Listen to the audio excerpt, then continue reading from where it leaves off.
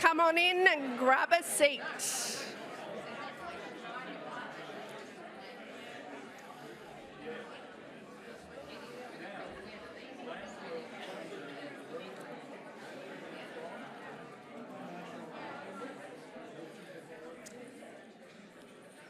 Good morning, Landcarers. Come on in. I'm Kim Boswell, and it is my absolute pleasure to MC for you the previous and this session where we get to shine a light on our state and territory organisations.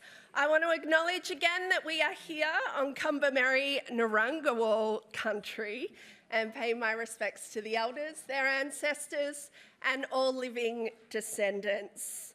I also want to acknowledge the volunteers in the room, the heart and soul of our Landcare movement. It is the work that you do out there on the ground day in, day out that keeps this movement growing. And it is the incredible work of our state and territory organisations that amplify the impact that is happening at a grassroots level. I'm going to introduce, for those new to the room, because we've got two sessions running one after the other, the CEOs and general managers of our state and territory organisations. So when I call you out, it would be great if you could stand up and give everyone a big wave. We have Peter Stonak here from Tasmania. Welcome, Peter. We have Emily Rasso from the Northern Territory. We have Michael Robinson here from the ACT. Down the front, Paula Jones from South Australia. We have Marnie Holden here from New South Wales. And where is Claire Hetzel from Victoria? All us Victorians are thawing out. And of course, there's also Daryl Ebenezer from Queensland Water and Landcarers. All right. And Jack, I did this in the last session as well. Are you sure there's 8 states and territories? Jackie Lane from WA. We are here to hear from our CEOs and general managers.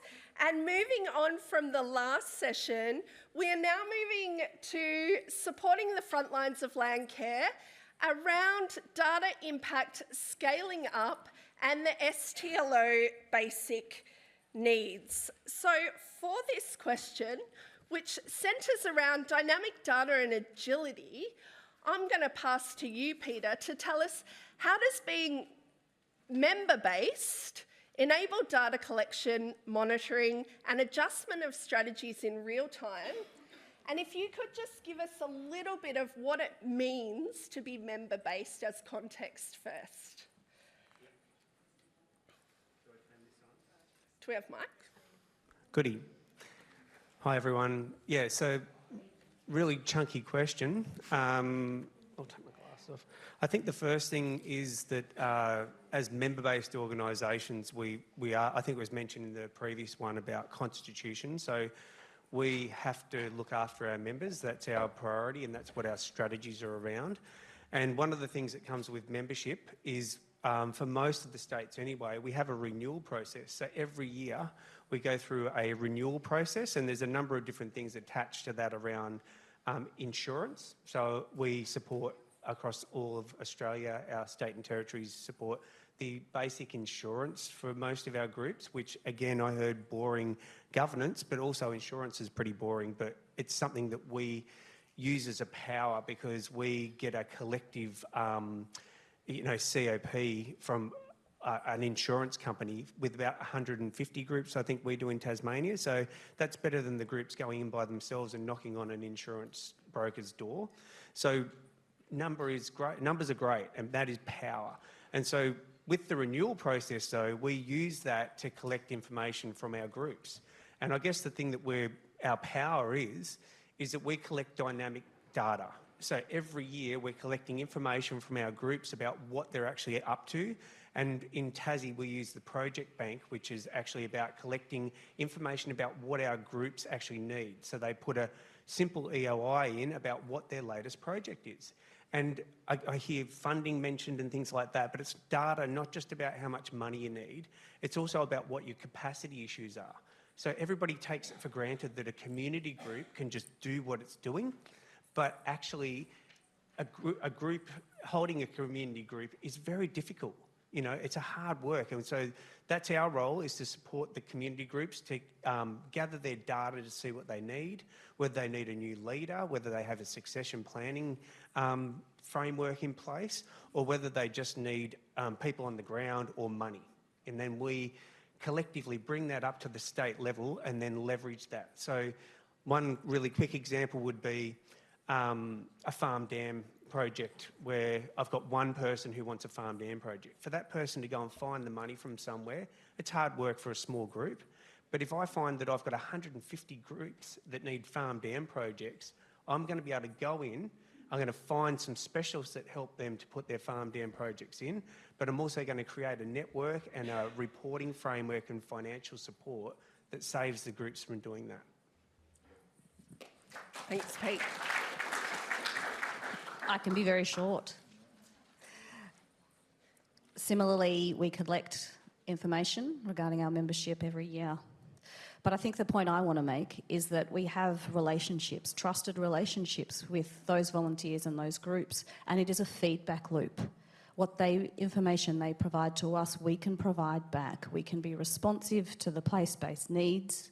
We can collate to scale across jurisdictions, but we also have the local networks, the local relationships, so that those responses can be really successful.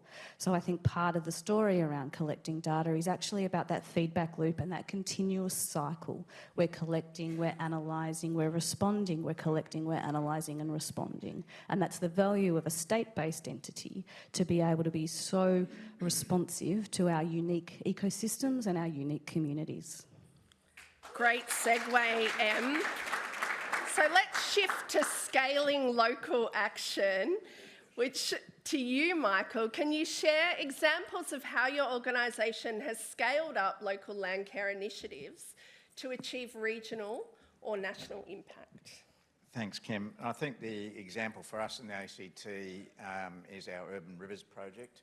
So in the last 12 months, we've started this big program, which really was for us a big opportunity with our volunteers and our catchment groups, and then at Landcare ACT level to scale up.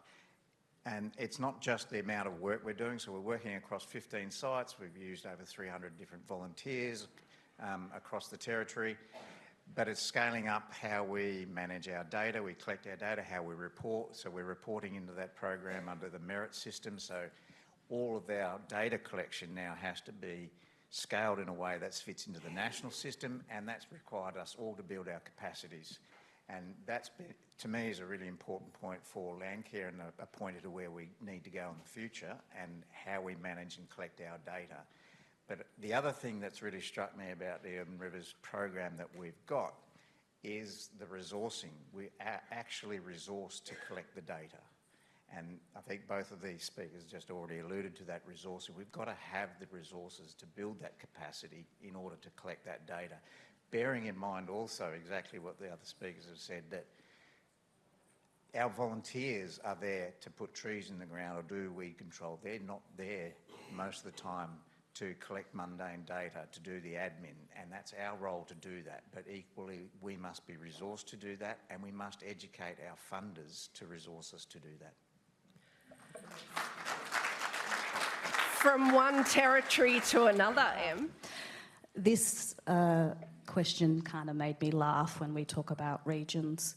In the Northern Territory, we have one Landcare group, the Centralian Land Management Association. They cover 300,000 kilometres squared.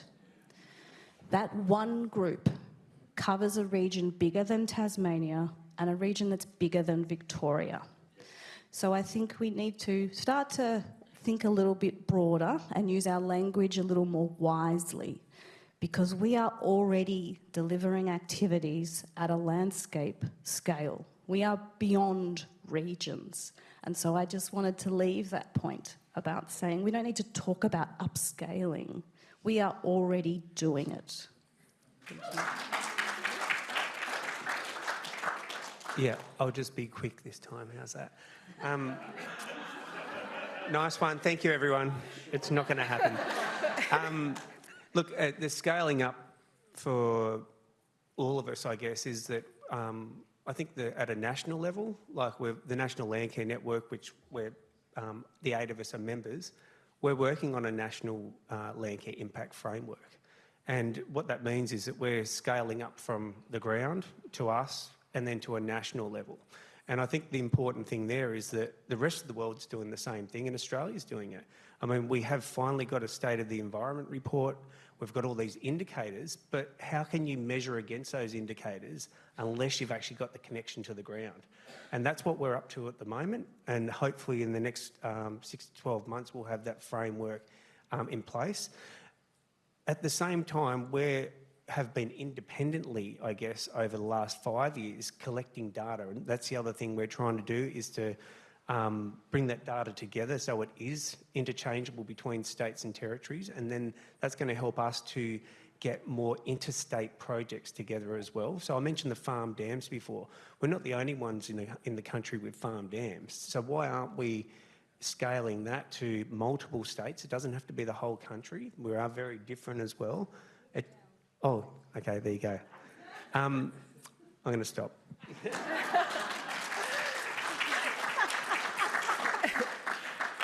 This timekeeping is all about protecting your space for questions.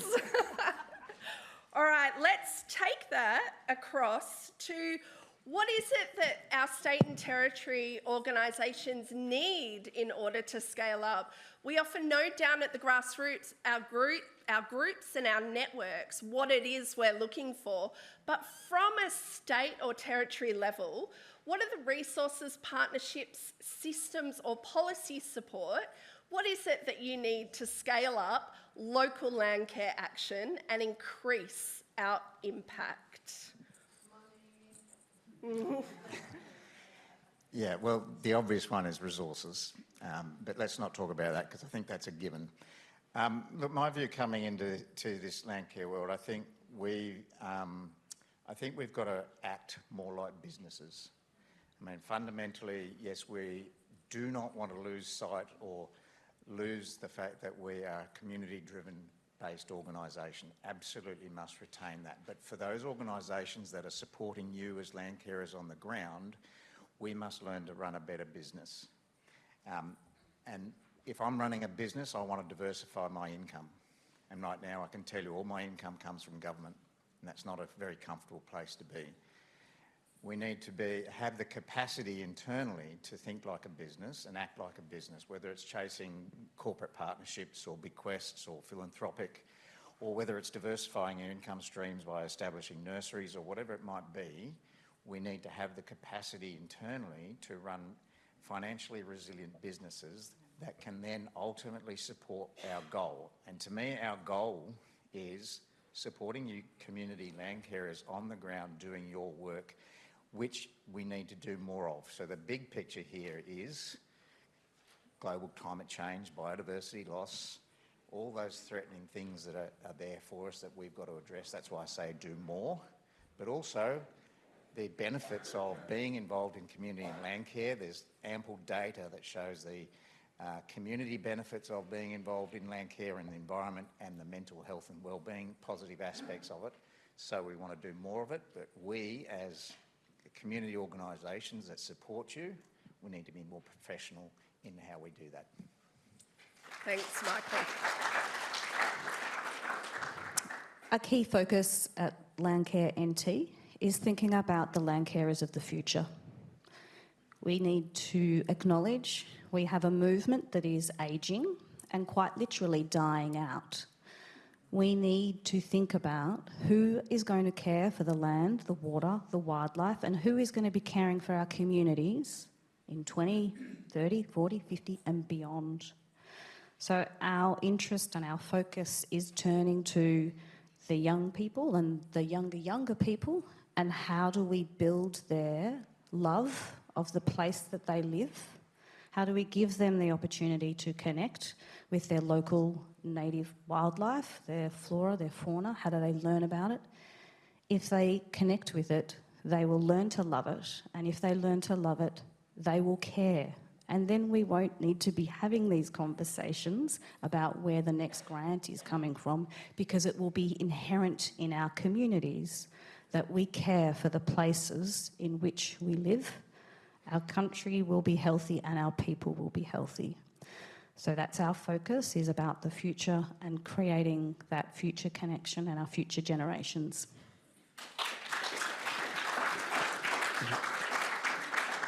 Yeah, I appreciate the wellbeing stuff. That's really important, and the wellbeing of our groups. I'm going to come back to the state and territory part. I think there is room to expand what we're doing.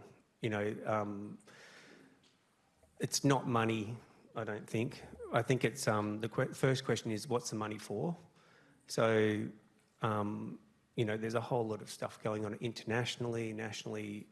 We're just not accessing that money well because we don't have a good narrative, and we're not able to bring together all those on-ground figures about how much we need, and then presenting that at a state or a national level. So what we would need as organisations is actually a really good foundation, a foundation of staffing and governance and financial reporting, all that stuff, which is what we're trying to do at the moment. But without that, we are not going to be able to scale up. The world needs scaling up. We're watching the whole place. I'm not going to even go there, but we're watching change happen before our eyes. And if we are going to be the leaders, which we have to be, we are place-based land carers. If we're going to do that, we need an amazing system at a state and territory scale, and it works at this scale because the state governments are all powerful in their own rights. They already talk to the Australian government. They already talk to the councils. We're the kind of conduit between the whole thing. So I think if we can get that right, we can actually scale up to the level and the action that we need to do. How refreshing is that to hear it's not money? We have time for a couple of questions from the floor. For the first one, I'd like to just create a little bit of space in the early part of this conference for someone who doesn't normally speak up to just flex their bravery muscles here in this room. Do we have any questions from the floor? Surely. Yeah, there let's has go to be here. some. Okay, Kurt, you do speak up a lot, so I'll come back to you. Sorry, I had to put down my weaving. Multitasking there. I love to do something with my hands while everything's going on. I'm really interested, so out where we are, we're in the western region of New South Wales. Our groups are quite far apart. One of the problems that we do have is we get members in those groups that come across and they say, we want to do something, say, for instance, farm dams or something like that, some regeneration project, but they're the only person in that group, which is where you really sparked my interest, because you get one person in a group and then no one else in that group wants to do anything. So I'm really interested of that concept of having several people out of different groups and how that looks. So is that a case of that you come up with a project, an idea, and then you employ someone as a project manager to then go and approach all of those groups or put your expression of interest out to see if anyone's interested, and then you lead that from your perspective? Because generally speaking, like if we've got a Landcare group, quite often it'll be the committee members and they talk to their group and they'll lead a lot of the projects. So, but I really like this idea and I want to move forward with some more ideas where we can do those individual people from member groups. How does that look? Yeah, I'm going to go for that. Yeah. So this project bank concept that we've been developing for the last couple of years, really great for analytics. So you can actually you can't fund everything, right? We're very limited in the funds that we have in Tassie for on-ground support, but it's getting better. And the way that we've changed the narrative is, and this is also in the NRM world as well, so, and the way they are having to present to the government, it's usually around an issue. It's not about the capacity to deal with the issue. So if you get 3 years worth of funding in NRM, you spend the first year trying to look for people to do something, and then you spend the next year kind of trying to engage with these people who might not be Landcare focused, and then the last year trying to deliver a 3-year project, right? So what we've flipped the lid and we've gone, right, let's find out where the interest is and then marry that into hotspots. So it's like, first comes the engagement, and you find the people that are really keen, and then you develop the project. And I guess it can happen at a larger scale, but the most important thing is that you're going to get a high return on, and it lowers the risk of the project actually being successful, because if 90% of the people want to do it, they're going to be able to deliver the project for you. Does that answer it?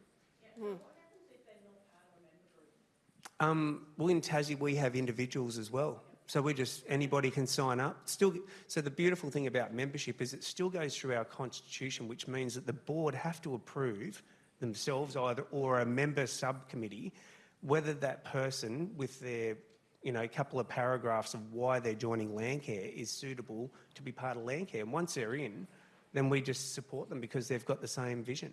Yeah, so those people that you get from all over, Yep. when they take that idea that they've come up with, they lead that? Yeah. Well, a bit of both. Depends on what it is. If it's like farm dams, we engaged Tas Irrigation. These guys manage 3/4 of the water across Tassie, but they wouldn't have been engaged by us unless... You can also access, I believe, Tasmania's project bank online. Is that correct? Yeah. Yeah, beauty. Well, actually, you need to be a member. Not recruiting at all, you guys. Hi, all right, my name's Charlie. I'm from Coexist Australia, and I just thought what Emily was talking about with incorporating and engaging young people was really interesting. But I just had a question about how you went about creating that, and did you co-create it with young people and kind of ask them what they wanted and what they wanted to get out of it? And also, is there opportunity then to scale that up across the nation?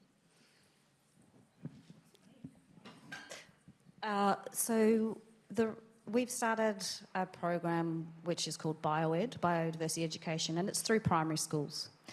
This came about because Landcare, community groups, a whole range of different community groups were being asked by schools and teachers to come, please share with us your local knowledge and expertise.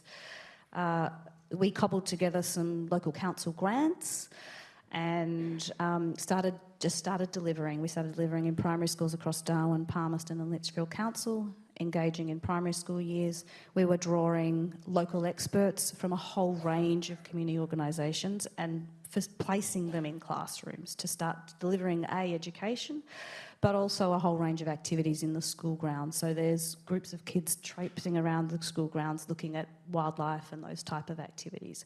So it started with a lot of requests specifically through the schools. Our aspiration is to grow that into, and it has actually started with some school holiday programs. We have at a point where we are having more schools and local experts and community groups coming to us to ask to be a part of it. We need to find a way to grow that business model. We have a principle which is about ensuring people get paid. But I think absolutely the next step is about engaging young people to drive what they would like to know. Happy to chat. 30 seconds. Yeah, I guess just to add the question, so on our members' council, so we all have our own members' council in every state. So I think our members' council, half of it's under the age of 33 or 34. So we also have the Tasmanian Student Landcare Association, and they rock up the back there, yeah. But what I was going to get to, they're roving groups, so we give them opportunities to go to backstage passes to amazing properties they wouldn't otherwise gets them engaged. And then we also have PhD students as well. So I think I'm coming at it from, we do schools and stuff, but there's also how do we get you guys engaged with our policy? That's how we do it. Can I just add to that, Kim? I think that's right. The other bigger picture thing is it's great, their engagement. We've got ANU and Trevor, we're talking to them about how we expand their membership.